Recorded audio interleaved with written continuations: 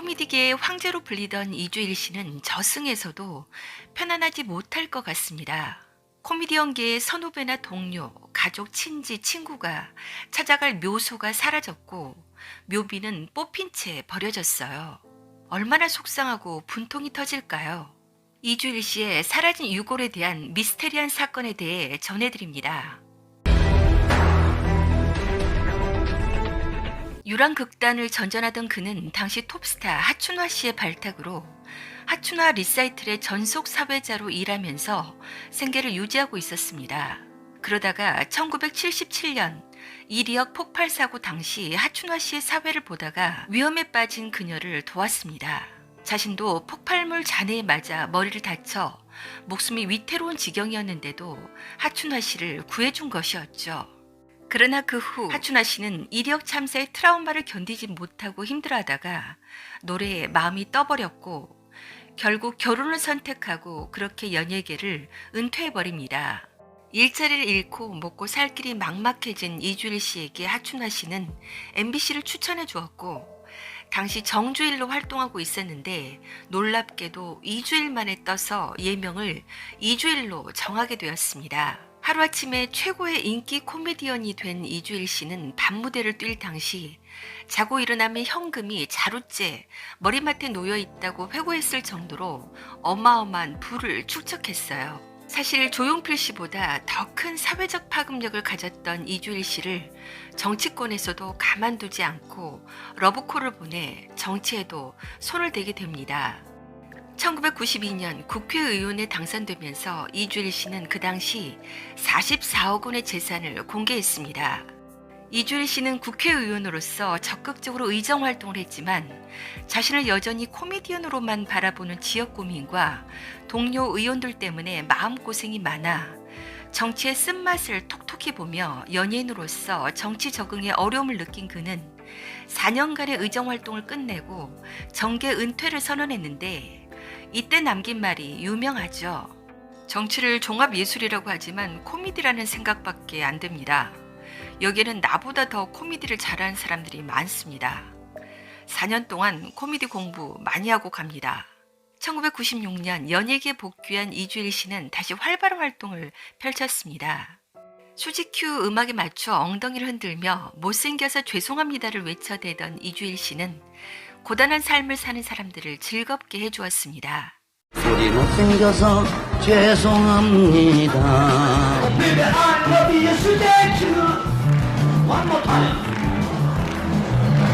사람들은 자기보다 못났다고 생각하는 이주일 씨에게 큰 위로를 받았고 열광했으며 그만큼 그는 더 막대한 부를 축적했죠.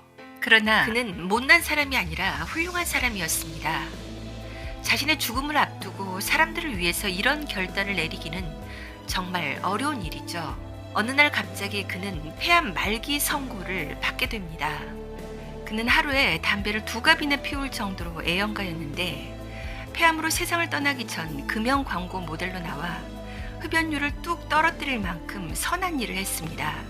2002년 1월부터 금연 광고를 하기 시작해서 담배 맛있습니까? 그거 독약입니다. 저도 하루에 2갑씩 피웠습니다. 라고 호소하며 수많은 사람들이 금연하도록 권장했죠. 이 광고 덕분에 많은 사람들이 담배의 해악성을 진지하게 고려했고 담배에 대한 인식이 달라졌다고 봐도 될 정도로 성공적인 금연 광고였습니다. 지금도 이 광고를 기억하는 사람들이 많죠. 담배 맛있습니까? 그거 독약입니다. 공익재단과 금연재단 설립을 꿈꿨으나 2002년 8월 사망했습니다. 그런데 2017년 믿지 못할 소식이 전해집니다. 고인의 유골이 감쪽같이 사라지고 비석은 버려진 것으로 알려졌죠.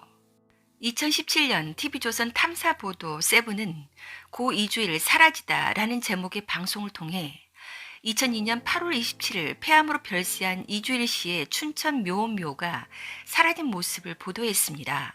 방송에 따르면 이주일 씨의 비석은 판매용 전시 공간에 버려져 있었습니다.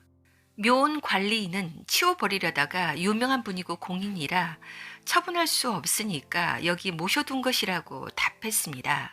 이주일 씨의 여동생은 어느 날 묘원에서 관리비가 체납됐다는 연락이 왔다.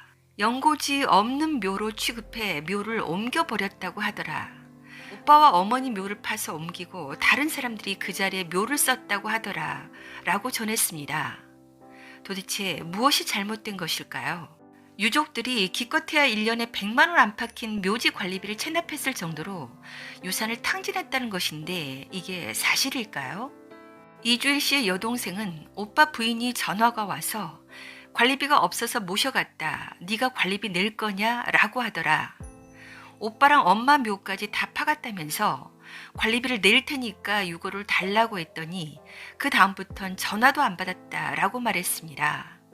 지난 14대 국회의원 당시 이주일 씨가 공개한 재산은 15억 상당의 연희동 건물과 10억 원 호텔의 전세권, 5억 원 이상의 분당 노른자위 땅 등을 망라해 44억 원에 달했습니다. 이주일 씨의 전 매니저는 65억 이상 된다. 그때도 재벌이라고 했는데 라고 설명했습니다. 현재 가치로는 400억 원이 넘는다는 전문가의 설명도 뒤따랐죠. 하지만 강남 아파트를 비롯해 신사동 햄버거 점포, 제주도 서귀포 별장기 등 이주일 씨의 전 재산은 그의 사망 직후인 2003년부터 줄줄이 정리됐습니다. 제작진은 이주일 씨의 아내와 딸들을 찾아 나섰고 어렵게 큰딸을 만났습니다. 이주일 씨의 큰딸은 묘 관리비가 체납된 적이 없다며 이장할 때 납부한 관리비가 얼마나 되는지는 모르겠다. 어머니가 개장하셨다. 우리는 유고를 어떻게 하려고 머리를 쓰거나 한 적이 없다. 결백하다. 정말 가진 게 없다. 라고 말했습니다. 딸은 묘 관리비가 체납된 적이 없다고 하지만 체납된 기록이 남아있으며 정말 가진 게 없다는 말에서 그 많은 재산을 모두 탕진한 것을 알 수 있습니다. 도대체 무슨 일이 있었던 것일까요? 이어 아버지 유골은 엄마 방에 항아리에 담겨 있다. 할머니는 화장하고 아버지는 모시고 온 것이라며 돌아가신 지 10년 됐고 찾아오는 사람도 없어서 파낸 것이다. 어머니가 의논은 하고 할 걸 그랬다면서 자신이 부덕하신 거라는 말을 전해달라고 했다고 말했습니다. 이주일 씨 부인의 말을 이해하기가 어렵네요. 이주일 씨뿐만 아니라 어머니 묘까지 파가면서 이주일 씨 형제 자매에게 단 한마디 상의조차 하지 않은 것은 정말 이해할 수가 없네요. 평상시에 서로 사이가 좋지 않았던 것 아닐까요? 그러지 않고서야 어떻게 이렇게 큰 일을 저렇게 단 한마디 상의도 없이 독단적으로 처리할 수 있는지. 그리고 아버지의 묘에 찾아오는 사람이 없다고 파버렸다는 말도 이해하기가 어렵네요. 이주일 씨는 개인적으로는 한 사람의 남편이자 아버지였지만 우리나라 코미디계에 큰 획을 그었던 역사적인 인물이기도 한데 너무 가볍게 처리한 것이 아닌가 하는 생각이 드네요. 관리비가 없어서 그랬다고 하는데 생활고에 시달릴 정도가 아닌 다음에야 이렇게 하지는 않을 것 같은데 도대체 그 많은 재산을 어떻게 하다 모두 다 탕진해버렸을까요? 마지막으로 이주일 씨의 사태에서 우리는 큰 교훈을 하나 얻을 수 있습니다. 참 유산이라는 것이 그 많은 수백억 원의 재산도 모두 탕진될 정도로 허망한 것이라는 생각이 듭니다. 부모들은 살아생전 자식들을 위해 안 쓰고 안 입고 못 먹으면서 피땀 흘려 모은 돈이지만 자식들 세대에서는 그렇게 흔적도 없이 사라질 수 있다는 것을 생각하면 어떻게 해야 자녀들이 부모가 남겨준 재산을 한꺼번에 탕진하지 않고 알뜰히 잘 사용하게 할까 고민해 봐야 할 것 같습니다. 얼마나 많이 물려주느냐가 문제가 아니라 자녀가 올바른 가치관을 가지고 돈을 잘 운영할 수 있도록 가르치는 것이 더 중요할 것 같다는 생각이 듭니다. 여러분은 어떻게 생각하시는지요? 소중한 의견을 댓글에 남겨주세요.